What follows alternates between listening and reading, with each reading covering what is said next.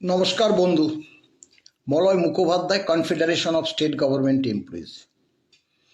গতকাল পরে সরকার ইমেলে সর্বোচ্চ আদালতে একটি এমএ পিটিশন দাখিল করে। পরবর্তীকালে সেটা আমাদের হাতে আসে, অনেকগুলো পাতা। সেগুলো যতটা পড়তে পেরেছি, তার আগেই সকাল থেকে যে খবরটা প্রচলিত হতে শুরু করেছে যে যারা এক্সচেকার থেকে বেতন পান, অর্থাৎ শিক্ষক, অশিক্ষক, বোর্ড, কর্পোরেশন, পঞ্চায়েত, তাদের ডিএর আওতায় রাখেনি। হ্যাঁ, আমরা লক্ষ্য করলাম যে এটা এমএ অ্যাপ্লিকেশন। একটা কথা মনে রাখবেন, এটা এমএ অ্যাপ্লিকেশন।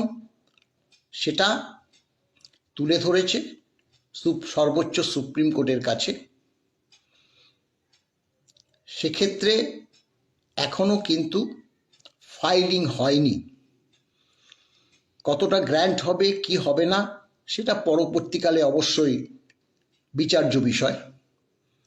সেখানে সরকারি কর্মচারীদের একদম ক্লাসিফিকেশন করেছে এ বি সি ডি কর্মচারী, পেনশন হোল্ডার এবং ফ্যামিলি পেনশন হোল্ডার।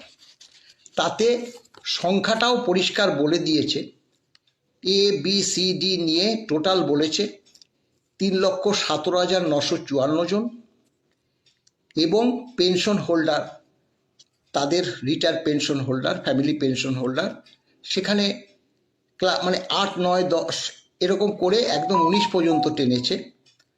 সেক্ষেত্রে টোটাল বলেছে 3,56,558 জন।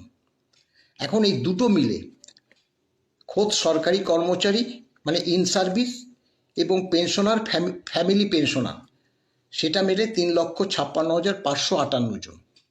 এগুলো একটু বলছি এই কারণে, পরবর্তী ধাপগুলো শুনলেই বুঝতে পারবেন। তাতে 6,00,000 টোটাল 74,712 জন দেখিয়েছে।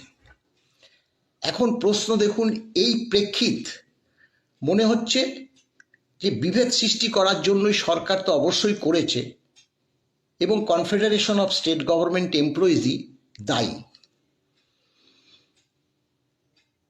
দেখুন, আমরা তো বারবার বলেছি একটা কথা, যে খোদ রাজ্য সরকারি কর্মচারীদের মামলা, আমাদেরকে মামলায় আসতে হয় ট্রাইব্যুনাল থেকে, অর্থাৎ স্টেট অ্যাডমিনিস্ট্রেটিভ ট্রাইব্যুনাল থেকে। সেই প্রেক্ষিত আপনারা জানেন, বহুবার বলেছি, এবং আমাদের মামলাটা রোপা মেলে, যে রোপা মেনে যে সকল কর্মচারী বেতন, ভাতা, ডিএ এগুলো পায়, পেনশন পায়, তারাই এর আওতায় আসবে। এটা বারবারই বলেছি। এই মামলা যখন আপনার চলে গেল সুপ্রিম কোর্টে, চলে গেল, তখন দীনেশ মাহেশ্বরীর বেঞ্চ প্রথম দিন 28শে নভেম্বর 2022 মামলাটা উঠল। তখন রাজ্য সরকার কি বলল, যে মানে হাইকোর্টে একটা কন্টেম্প পিটিশন আছে, সেই কারণে যাতে কোনো পদক্ষেপ না নেয়, সুপ্রিম কোর্টকে তার ব্যবস্থা নিতে বলল।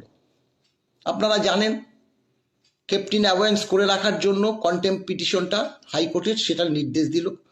তারপরে 5, 12, 22, দেখুন বারবার বলেছি আমাদের নখদর্পণে, সেদিন বলেছিল আপনাদের কর্মচারীর সংখ্যা কত টাকা লাগবে, যেটা বলে প্রত্যেকবার। হাইকোর্টে বলেছে, ট্রাইব্যুনালে বলেছে, সব জায়গায় বলেছে দীনেশ মায়ের বেঞ্চে। সরকার তখন জানিয়েছিলেন মোট কর্মচারীর সংখ্যা 3,19,000। 3,19,000।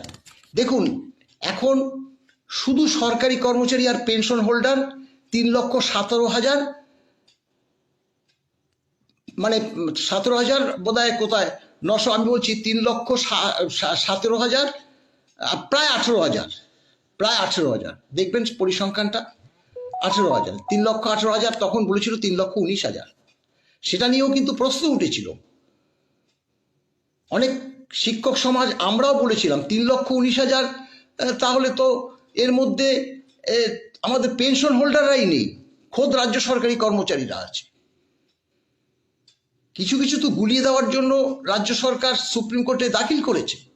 কিন্তু আমরা দেখলাম যখন টোটাল কত টাকা খরচ হবে, সেক্ষেত্রে তখন কিন্তু বলল সরকারি কর্মচারী এবং সরকারি পেনশন হোল্ডার এবং গ্র্যান্ট ইন কর্মচারীদের, এই কথাটা পরিষ্কার বলা আছে হলফনামায়, গ্র্যান্ট ইন কর্মচারীদের মানে গ্র্যান্ট ইন এইড থেকে যে সকল কর্মচারীরা বেতন পেনশন ভাতা পেয়ে থাকে, আপনারা জানেন, শিক্ষক অশিক্ষক বোর্ড কর্পোরেশন, তাদের তো বেতন হয় গ্র্যান্ট ইন এইডের, এবং তাদের এই বকেয়া ডিএটা সব দিতে সব থেকে বেশি খরচ হবে।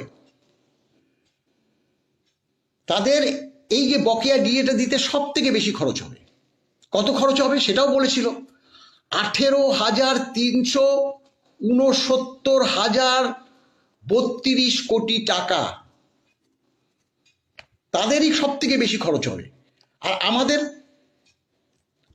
আমাদের থেকেও তাদের বেশি খরচ হবে, এবং সব মিলে বলেছিল 42,000 কোটি টাকা। আপনারা জানেন একদম রাউন্ড ফিগার 42,000 কোটি টাকা, 21,770 কোটি টাকা। আমরা এও বলেছি যে 25% দিতে বলেছে, মানে 10,400 কোটি টাকা। তাহলে তার মধ্যে কি ছিল? গ্র্যান্টিড এইডের টাকাও ছিল, অর্থাৎ শিক্ষক অশিক্ষক বোর্ড কর্পোরেশনের টাকাও ছিল। তাহলে আমরা তো ভেবেছিলাম যে সরকারি কর্মচারীদের সঙ্গে শিক্ষক সমাজ, বোর্ড কর্পোরেশন পঞ্চায়েত তাদেরও ডিএটা দেবে। তাদের আচরণে এটা বলে দেয় না, আচরণে বলে দেয় না। এছাড়াও আপনারা দেখবেন 10 নম্বর পেজে কি বলা আছে? DA is so West Bengal is extended not only two state government employees. শুধু স্টেট গভর্নমেন্ট এমপ্লয়িজের দিয়ে দেওয়া হয় না, but also two teaching, non teaching staff, government aided institution, local bodies, statutory bodies etcetera. ওই যেটা বললাম এক্সচেকার থেকে পরিষ্কার বলা আছে 10 নম্বর পেজে। তাহলে কতগুলো পর্যায়ে আছে বলুন? তাহলে আমাদের দোষটা কোথায়? কেন আমাদেরকে যাতা বলতেন? বেশ কয়েকজন সরকারি কর্মচারী কিন্তু শিক্ষক সমাজ থেকে বলছে।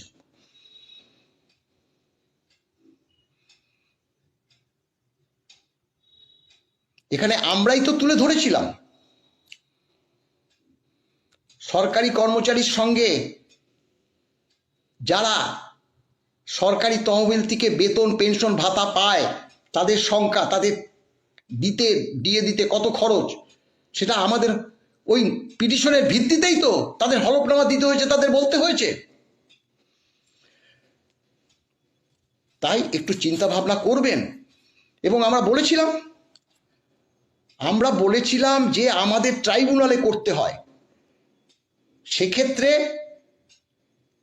হাইকোর্টে এই যে এক্সচেকার থেকে যারা বেতন পায়, এটা শুধু আমাদের কথা না, অনেক সোশ্যাল মিডিয়া তো তখন অনেকেই বলেছিল যে শিক্ষক সমাজেরও মামলা করে অ্যাড হওয়ার কথা, উচিত ছিল। কারণ অদূর ভবিষ্যতে এই সরকার একটা বিভেদ সৃষ্টি করতে এই ক্লাসিফিকেশন করে দিতে পারে। তাদের কিন্তু অ্যাড হওয়ার জন্য অনেকেই বলেছিল, আমরাও বলেছিলাম, বিশেষ কয়েকটা সংগঠনকে আমরা বলেছিলাম, নাম বলছিলাম, তারা যোগাযোগও করেছিলেন, কিন্তু কোনো কারণে তারা আর ওই দিকটা যায়নি। সবাইকে তো আমরা বলতে পারি না, আমরা সার্বিকভাবে বলেছি যে হাইকোর্টে তাদের তো আর ট্রাইব্যুনালে যেতে হচ্ছে না, তারা হাইকোর্টে মামলা দায়ের করতে পারে। তারা হাত গুটিয়ে বসেছিল প্রত্যেকটা সংগঠন।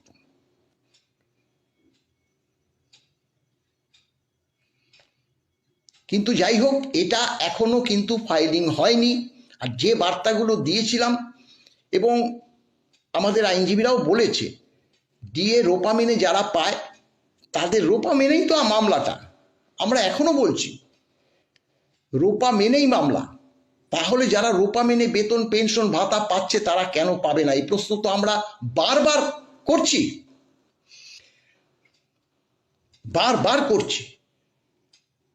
আমাদের আইনজীবীরাও বলেছে, অনেক আইনজীবী বলেছে সরকার না না দেওয়ার সম্ভাবনাই বেশি। সরকার হয়তো ক্লাসিফিকেশন করবে,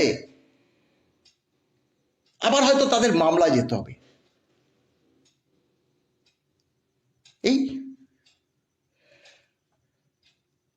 যাই হোক, পরবর্তীকালে দেখুন এমএ করেছে, এটাও কিরকম খেলেছে সরকার।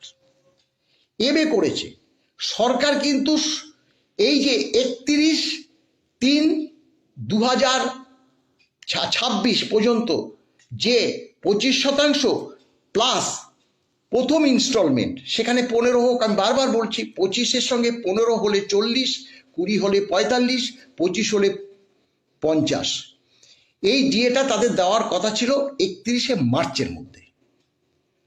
তারপরের গুলো দিতে হবে একদম 15ই মে 2026-এর মধ্যে। আর 15ই এপ্রিল 2026 কমপ্লায়েন্স রিপোর্ট সর্বোচ্চ আদালতে দাখিল করতে হবে, তারা কি কি দিল কি কি দিল না। অতএব তারা এমএ করেছে বলে ছাড় পেয়ে যাবে তা তো না। আমরা তো কন্টেম, আমাদের কেস ফাইল হয়ে গেছে, আমাদের কেস ফাইল হয়ে গেছে। সুপ্রিম কোর্ট গত বুধবার থেকে, হোলির দিন থেকে আজ পর্যন্ত, আজকে কোর্ট না বসলেও কিন্তু অফিস খোলা থাকে, মানে শনিবার পর্যন্ত সম্পূর্ণ বন্ধ। আগামীকাল থেকে, আগামী সোমবার থেকে আবার চালু হবে, মামলা উঠবে। আমাদের দুর্ভাগ্য, ভেবেছিলাম দিয়ে দেবে। তারা কি বলল যে আমরা এই যে 25% প্লাস 1 কিস্তি এই টাকাটা দেব, আমাদের ডেটটা এক্সটেন্ড করা হোক। কেন ডেটটা এক্সটেন্ড করার কথা? কতগুলো আছে যেগুলো বলেছে হিসাব করতে। আপনারা, হ্যাঁ এটা আমরা জানি যে 16 সাল থেকে এইচআরএমএসে বেতন পেনশন এগুলো মানে দেওয়া শুরু হয়েছিল, কম্পিউটারাইজড হয়ে গেছিল। তার আগে ম্যানুয়াল হতো, সার্ভিস বুকে কত তার বেতন হতো, কত তার ডিএ হতো, এগুলো হতো। ডিডিওকে, ট্রেজারিকে নির্দেশ দিয়েছে 7 দিনের মধ্যে এগুলো। কদিন লাগে? আমরা তো ডিএর হিসাব দিয়ে দিয়েছি 2008 সাল থেকে। হ্যাঁ, কর্মচারীদেরও স্বার্থ আছে, কর্মচারীদের মানে যেমনভাবেই হোক তাদের, দেখুন পেনশন হোল্ডারদের যেমন বয়স বেশি হয়ে গেছে ঠিকই, কিন্তু তারা তো 2008 সালে তাদের যে বেসিকটা, একটা বেসিক হলেই তো তারা হিসাবটা করে ফেলতে পারবে। আর যারা ইন সার্ভিস তাদের তো শক্ত সামর্থ্য, তারা কেন পারবে না?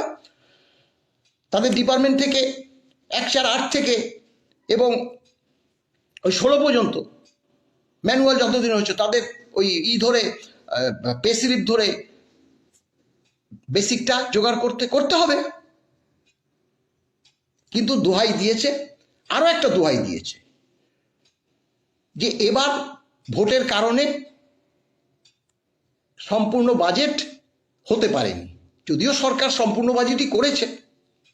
অর্থাৎ জুন জুলাইতে পূর্ণাঙ্গ বাজেট হবে, তাতে টাকার সংস্থান রাখা হবে এবং 31শে ডিসেম্বর 2026 পর্যন্ত সময় প্রার্থনা করেছে। সময় প্রার্থনা করেছে, সেই সময় প্রার্থনা করলেই তো আর হবে না। কারণ আমরা জানি এবার সুপ্রিম কোর্ট কিন্তু অ্যাগ্রেসিভ মনোভাব দেখাবে। তাদের এই যে অনেকেই কন্টেম বলে ওই যে 25% দিয়েছিল, 25% দেওয়ার কথা বলেছিল, দেয়নি, সেই নিয়ে আমাদেরকে অনেকেই বলেছে আপনারা তো সরকার কন্টেম করলো, 25% দিল না, আপনারা তো কোনো সওয়াল জবাব সেইভাবে করেননি, যার জন্য তাদের কোনো শাস্তি হলো না। আমরা বলেছি যেটা আলোচনা হয়েছে, সরকার এখানে বলেছে যে 25% দিতে গেলে আমরা যদি দিই, আমরা যদি জিতে যাই তাহলে সেই টাকা রিকভার করতে পারবো না, আমরা এই টাকাটা সুপ্রিম কোর্টে জমা রাখছি। তাহলে যার ক্ষমতা আছে সুপ্রিম কোর্টে জমা রাখার 25%, তা সে এখন বলছে আমাকে সময় দিতে হবে সেই 31শে ডিসেম্বর 2026 পর্যন্ত। এটা কি মানতে হবে? এটা মানবে সর্বোচ্চ আদালত?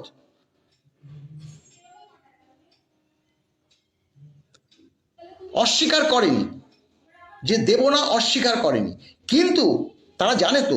এখন ঘটনাটা হলো যে তারা জানে, এবং আরো একটা কথা বলেছে, ABCD এই যে ইন সার্ভিস যে তাদেরকে প্রভিডেন্ট ফান্ডে দিতে চাইছে, প্রভিডেন্ট ফান্ডে দিতে চাইছে, সেটা তো আমরা বারবার বলেছি, ডিএটা প্রভিডেন্টের ফান্ডে দিক বা ক্যাশে দিক, যেভাবেই দিক, আমাদের বকেয়া ডিএটা রাজ্য সরকার মিটিয়ে দিক।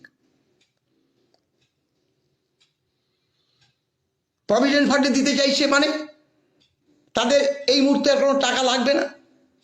প্রভিডেন্ট ফান্ডের কথাটা বলে দিল, যদি সময়টা এগিয়ে আনে এই সরকার থাকার মধ্যে, যদি তাদের সময়টা না দেয়, তাহলে প্রভিডেন্ট ফান্ডে এই টাকাগুলো ঢুকিয়ে দিলে তাদের টাকা লাগছে না। শুধু যারা ওই পেনশন হোল্ডার তাদেরকে দিয়ে সরকার মোটামুটি ভোটটা উতরিয়ে যাওয়ার একটা পরিকল্পনা করেছে। আর যদি সেই ডিসেম্বরে দিতে হয় তাদের তো লাগছেই না। আর ক্ষমতায় না আসলে তাহলে তো তাদের কোনো দায়িত্বই নেই। চাল চাল চেলেছে। যাই হোক বন্ধু, এখন আবারও বলছি যে এখনো তো লড়াই শেষ হয়নি। সেক্ষেত্রে আগামী দিনে যা যা হবে, তবে আমাদেরকে ভুল বুঝবেন না, আমরা পরিষ্কারই বলি, আমরা কোনোদিনও কোনো লুকোচুরিতে যাই না। বলছে মলয়বাবু চুপচাপ রয়েছে, আরে মলয়বাবু চুপ করে, গতকাল পর্যন্ত আমি ভিডিও করি, আমার তো সাধারণ কর্মচারী সমাজ বলেছে মলয়বাবু আমি আপনাদের ভিডিও দেখি, আপনি যা কথাগুলো বলেন যুক্তিযুক্ত বলি, এটার মধ্যে কি মানে অযৌক্তিক কথাটা বললাম? গ্র্যান্টিন এইড কর্মচারীদের কথা বলেছে মাননীয় দীনেশ মাহেশ্বরীর বেঞ্চে 5ই ডিসেম্বর 2022, দীনেশ মাহেশ্বরীর বেঞ্চে। তারপরে আজকে যে MA অ্যাপ্লিকেশনের 10 নম্বর পাতায় পর্যন্ত পরিষ্কার বলেছে, শুধু যে খোদ সরকারি কর্মচারীদের দিয়ে দিতে হয় তা না, বোর্ড কর্পোরেশন, শিক্ষক অশিক্ষক সবাইকেই দিতে হয়, সে কথাও বলেছে। তাহলে শিক্ষক সমাজ, বোর্ড কর্পোরেশন তারা ডিএ পাবে না কেন? আমরা চাই তারা পাক।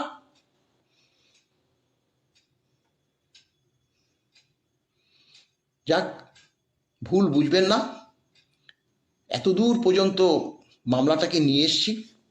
আমাদের মধ্যে কোনো, আমরা একটা নির্দিষ্ট লক্ষ্য রেখে এগিয়ে গেছি, আমরা কোনোভাবে কৌশলগত ভাবে এগোইনি। এটা করলে আমাদের সাংগঠনিক লাভ, ওটা করলে আমাদের সাংগঠনিক লাভ, তা আমরা করিনি। ভালো থাকবেন, নমস্কার।